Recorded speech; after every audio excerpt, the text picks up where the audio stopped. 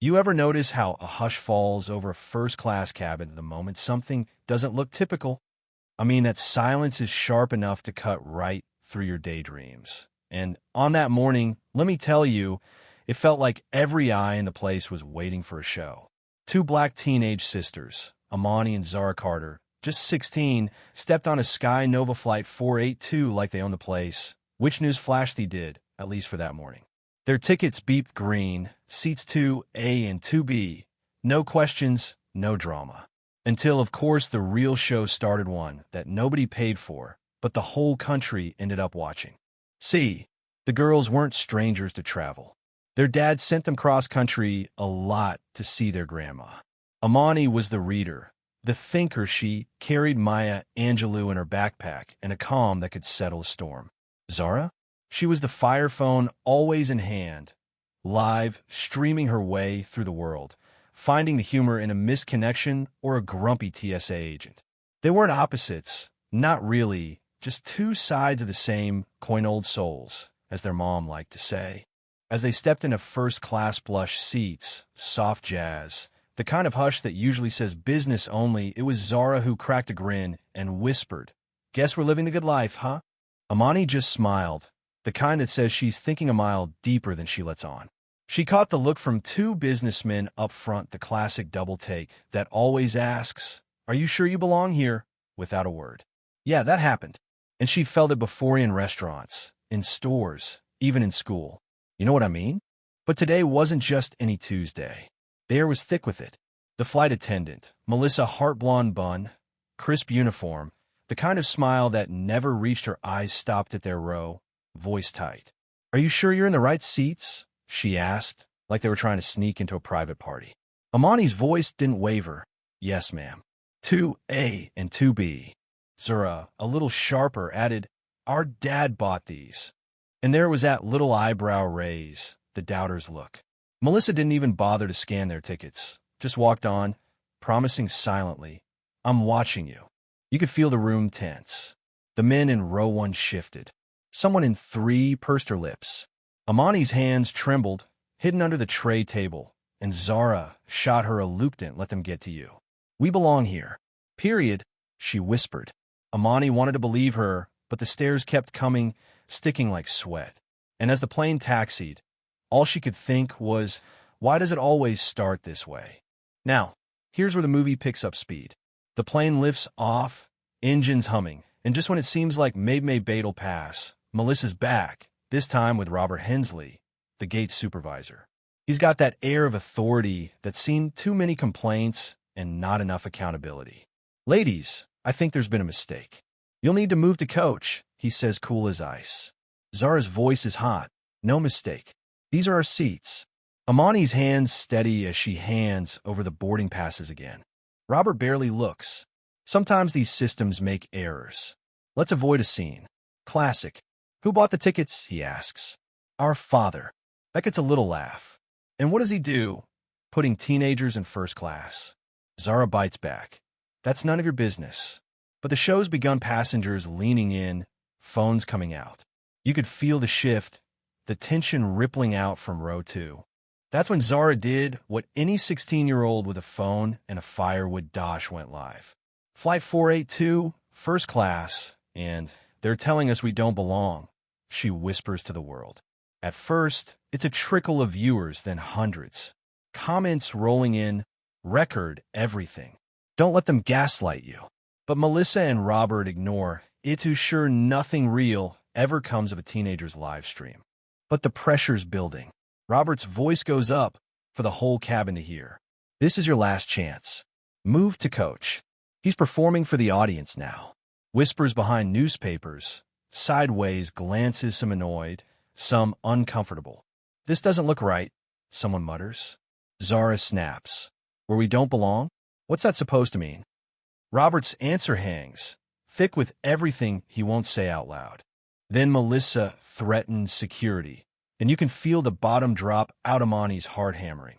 What do you do when dignity means picking between humiliation and escalation?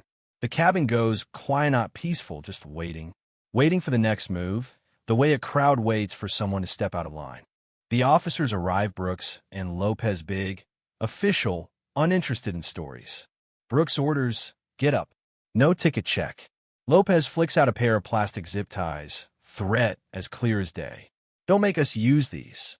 The gasp runs through the plane like a ripple. Livestream viewers climb into the thousands. And Amanda, her hand shaking over her phone, knows she's one move from being a headline. She hesitates, but Zara's whisper is insistent. "Call Dad." Amani's finger hovers. Does she? Is it weakness to need him or strength to draw a line? The crowd is no longer silent. Margaret Fields, row 6, stands, silver hair, judge's voice. "I saw their ticket scan. They belong." The dam breaks a man in 5. "Check the tickets." A woman filming. A sea of passengers, no longer content to be extras. With the officers inching closer, Amani finally presses her father's name. His voice fills the speaker, deep, calm, deadly serious. "This is Dr. Jonathan Carter. If one more hand is laid on them, Skynova Airlines will face consequences you can't imagine." The recognition is Instanta Titan in aviation, the name that makes CEOs sweat. Suddenly, it's not just a family drama. It's an industrial earthquake. Melissa scans the tickets finally. They beep green. "Your tickets are valid. You belong in these seats," she forces out. Jonathan Carter isn't done. He demands an apology, public and loud. You try to strip their dignity in front of everyone. Apologize now. Melissa does, brittle. The crowd applauds, some out of support, some relief. The storm has broken, but the rain keeps falling. The rest of the flight is a blur. Zara's phone explodes comments, hashtags, news notifications. Melissa disappears into the galley. Robert sulks. The cabin, once united in discomfort, is now part of something viral. "We're trending," Zara whispers. Amani wonders if she'll ever stop hearing the click of those zip ties in her dreams.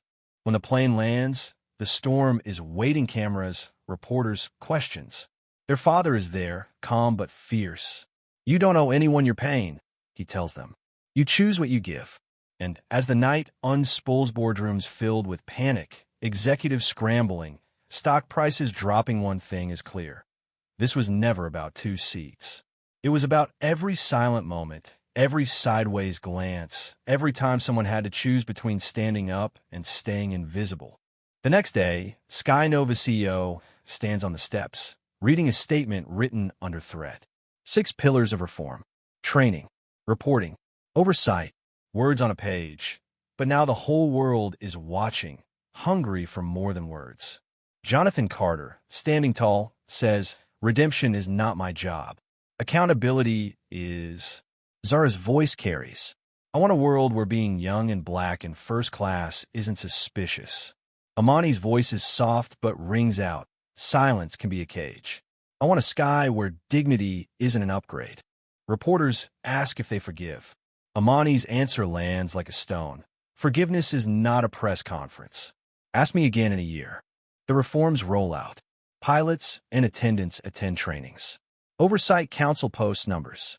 Scholarship funds open. Elaine Parker keeps her job, but where's the cost of it in every meeting?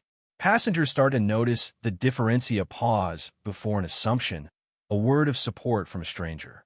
6 months on, the headlines have faded, but the habits stick. Amani wakes to the sound of a jet and feels only a small ache, no longer a wound. Zara films the first scholarship recipients. Jonathan flips pancakes, more tired but more hopeful than ever. The museum adds a tiny display, a screenshot of a live stream. The first draft of reforms, a line from a teenage girl.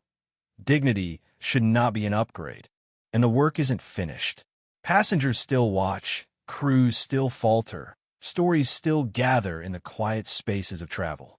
But now, somewhere, a witness remembers to speak. A traveler refuses to look away. A seat in first class beeps, and a pause follows, a breath, a question, a chance to do better. The promise of the sky, remade one ordinary moment at a time. So tell me, what would you have done? Would you have spoken up or stayed silent? Would you let the moment pass or help it become something more? Drop your thoughts below about justice, about courage, about those times the world asks if you belong. Like this story, share it, And make sure you stick around for the next one because the skies aren't finished changing, and neither are we.